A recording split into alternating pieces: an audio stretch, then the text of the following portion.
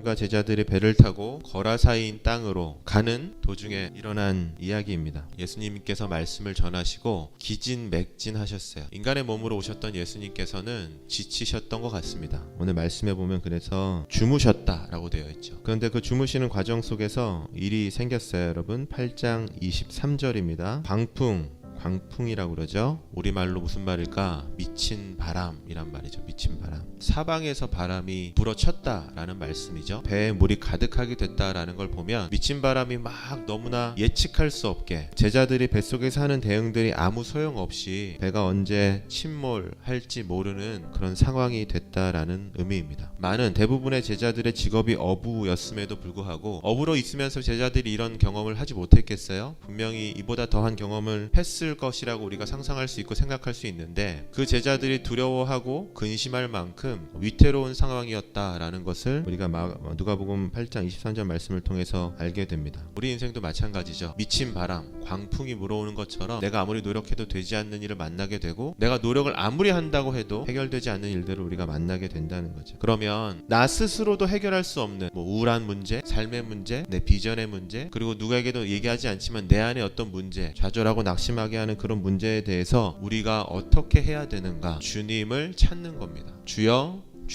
라고 얘기하면서 제자들이 뭐라고 얘기했어요? 우리가 죽겠나이다 라고 얘기했어요. 죽겠나이다 라는 그 말에 담겨져 있는 제자들의 심정이 뭐였을까? 극심한 두려움이었습니다. 극심한 불안감이었어요. 내가 아무리 노력해도 이것은 절대로 극복할 수 없을 거라는 확신에서 비롯된 근심과 걱정과 두려움이었어요. 이거 당연한 거 아니야? 그런 거 같진 않아요. 극심한 두려움을 만나는 친구들을 보거든요. 가끔 아무리 노력해도 자신의 인생의 비전을 찾지 못하는 얘는 이렇게 하면 못 찾을 것 같은데 그런 친구들도 보거든요. 말도 안 되는 일을 벌려서 저렇게 가다가는 이제 곧 말할 수 없는 어떤 어려운 일들을 만나겠구나 라는 생각이 드는 친구들을 볼 때도 있어요. 그런데 모두가 주님을 찾느냐? 그렇지는 않더라고요. 제자들의 요청에 예수님이 일어나셨어요. 제자들이 극심한 고통, 곧 배가 뒤집어질 것 같은 그 문제가 예수님에게는 꾸짖는 대상 정도밖에 되지 않을 정도로 쉬운 일이었다라는 것을 우리가 이 말씀을 통해서 알게 돼요. 한순간에 잠잠케 하셨습니다. 그런데 문제는 여기서 발생이 돼요. 예수님께서 말씀으로 잠잠케 하셨다는 것을 제자들이 봤으면 기뻐하고 감사해야 되는데 제자들의 반응이 이상하다는 겁니다. 그들이 두려워하고 놀랍게 여겨 서로 말하되 그가 누구이기에 바람과 물을 명하며 순종하는가 하더라. 제자들이 가지고 있었던, 유대인들이 가지고 있었던, 고대 사회의 사람들이 가지고 있었던 인식, 물, 깊은 바다, 폭풍, 파도, 이런 것들은 그 당시에 어떤 존재가 다스리는 존재라고 이 사람들이 믿고 있었다라고 우리 같이 배웠어요. 여러분, 귀신, 맞아요. 사단의 영역, 이 바다는 사단이 다스리는 곳이야. 그래서 여러분, 베드로가 예수님이 물 위에 걸어오셨을 때 베드로가 첫 마디가 뭐였어요? 귀신이다 라고 얘기했어요. 왜 베드로가 귀신이다 라고 얘기했을까요? 베드로 마음속에 이 바다의 이 폭풍과 이 깊은 바다의 이 영역은 하나님이 다스리는 곳이 아니라 귀신이, 사단이 다스리는 곳이라는 그 믿음이 있었기 때문에 그래요. 그래서 이거 쉽게 얘기하면 왜 제자들이 이렇게 놀랐을까? 제자들은 바다를 귀신이 다스린다고 생각했었거든. 그런데 예수님이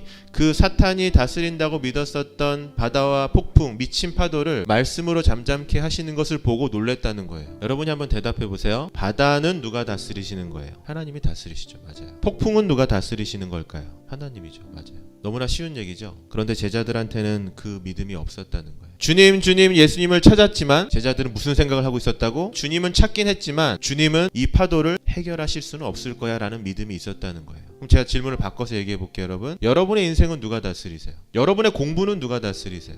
여러분의 비전은 누가 다스리십니까? 우리는 알아요. 입으로는 얘기할 수 있어요. 하나님이 제 삶을 다스리세요. 하나님이 제 비전을 다스리세요. 하나님이 제 상처도 다스리세요. 그런데 우리가 입으로는 하나님이 내 모든 삶을 통치하십니다, 다스리십니다 라고 얘기하면서 정작 우리 마음속에는 무슨 생각이 있어? 하나님이 이것은 어떻게 해주시지 않을 거야 라는 그 잘못된 믿음이 우리 안에 있다는 겁니다. 오병이어와 칠병이어의 차이점이 뭐예요? 오병이어는 유대 땅에서만 했던 일, 칠병이어는 이방 땅에서 했었던 일. 그래서 제자들이 착각했다는 거 아니야? 오병이어 유대 땅에서 유대인들에게 축복하시는 그 예수님의 권능을 믿고 따랐지만 이방 땅에 가서는 그걸 또 오심했다는 거 아닙니까? 칠병이어를 놓고 바로 직전에 오병이어 경험을 해놓고도 제자들은 이방 땅에 가서 뭐라고 얘기했어요? 우리에게 먹을 것이 없어요 라고 얘기했어요. 왜 그렇게 얘기했을까? 이방 땅에서는 하나님이 일하시지 않을 거라는 믿음과 확신이 있었기 때문에. 그래서 예수님이 말씀하시는 거예요. 너희 믿음이 어디 있느냐? 우리 이 식으로 바꿔서 얘기해 볼까요? 이렇게 아침마다 예배를 드릴 때는 언제고, 하나님의 말씀 때문에 기도하고 무릎 꿇고 하나님의 말씀 붙들고 은혜 받을 때는 언제고, 미친 바람 만났다고 하나님이 해결해 주실 수 없다고 생각하는 그 잘못된 믿음, 왜 그것을 가지고 있느냐라고 예수님이 우리에게 말씀하신다는 겁니다. 우리에게 온전한 믿음을 가지라는 예수님의 가르침이라는 거예요. 바다를 제자들은 사단 귀신이 다스린다고 믿고 있었지만 예수님은 그 바다도 말씀으로 꾸짖으시는 분이시라는 것을 제자들에게 보여주시는 겁니다. 네가 의지하고 싶고 이해되는 것만 믿고